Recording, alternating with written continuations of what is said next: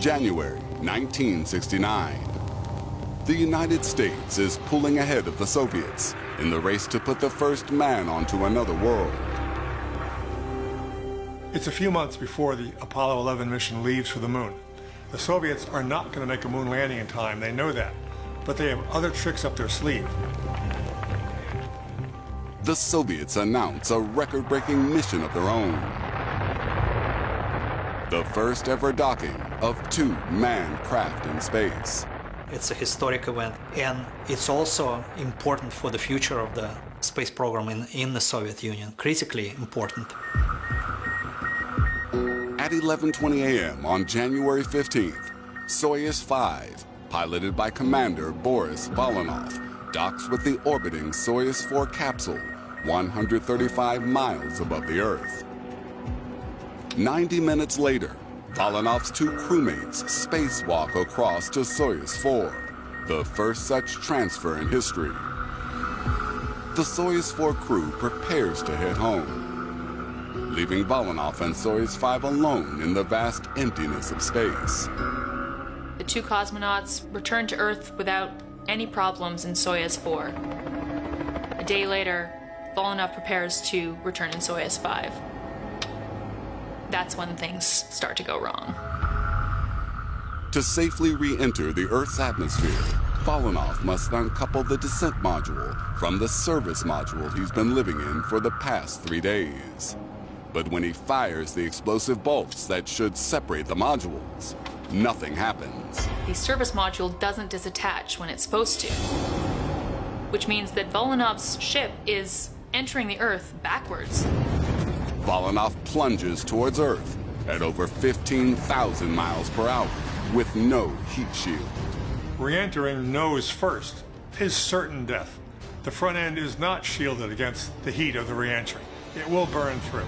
He'll burn to death, he'll die of a vacuum, all of which will kill him within the next minute or two. Soyuz 5 slams into the Earth's atmosphere.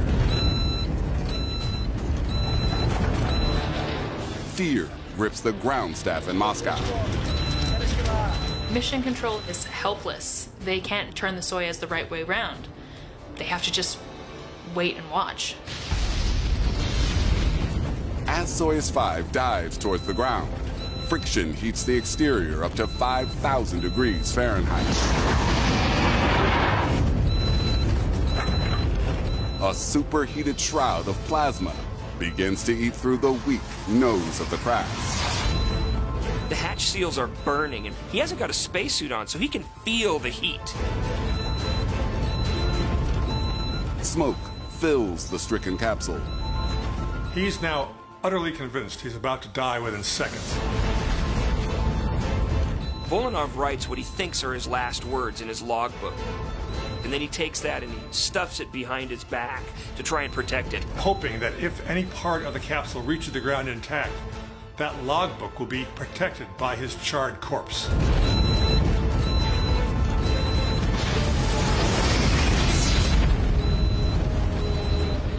The ball of plasma surrounding Soyuz 5 blocks radio communications with Mission Control.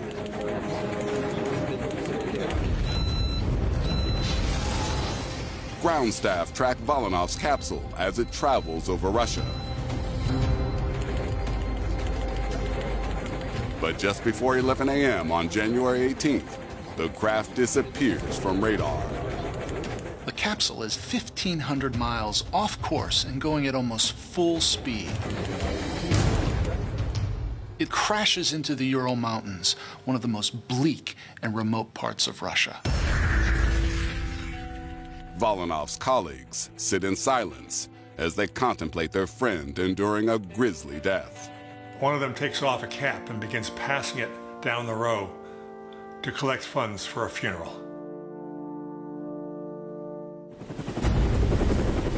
Mission Control scrambles a team to recover Volynov's body. According to official Soviet records, several hours later, they find his charred capsule on a snowy mountainside in -40-degree temperatures. What they discover when they open the hatch shocks them. When they go to retrieve his body, they find the capsule completely intact. but empty.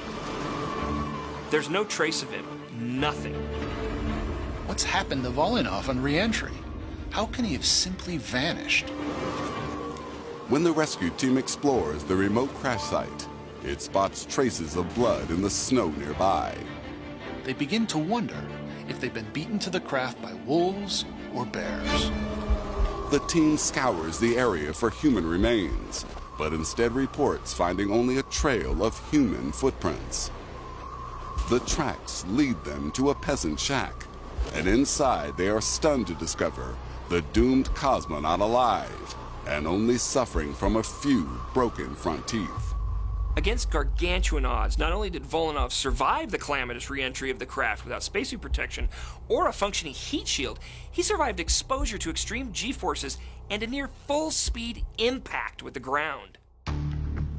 During the post-mission investigation, Volynov reveals the improbable sequence of events that saved him from what seemed like certain death as he fell to Earth. In these final seconds before the nose of the ship burns through, a miracle happens. The jammed latch of the trailing module breaks free.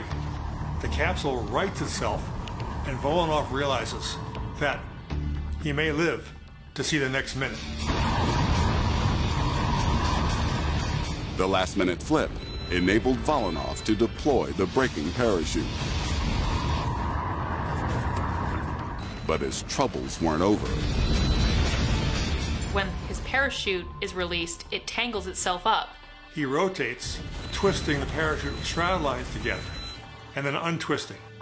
It causes the parachute to partially collapse. Still breaks him, still slows him down, but not enough. On a regular descent, Volynov would turn to his braking rockets to slow his approach to 5 feet per second. But when he tried to fire them, they failed to ignite. Instead, Providence saved his life. And at the last minute, the next miracle shows up. He lands in deep snow, and that snow provides the margin of survival that he is not crushed and killed on his first microsecond back on Earth. Volinov's catastrophic re-entry leaves him traumatized, but without serious injuries. Today, his mission is remembered as a tale of extraordinary bravery and sheer dumb luck. I think it is fair to say that he is the luckiest cosmonaut or astronaut in the history of space exploration.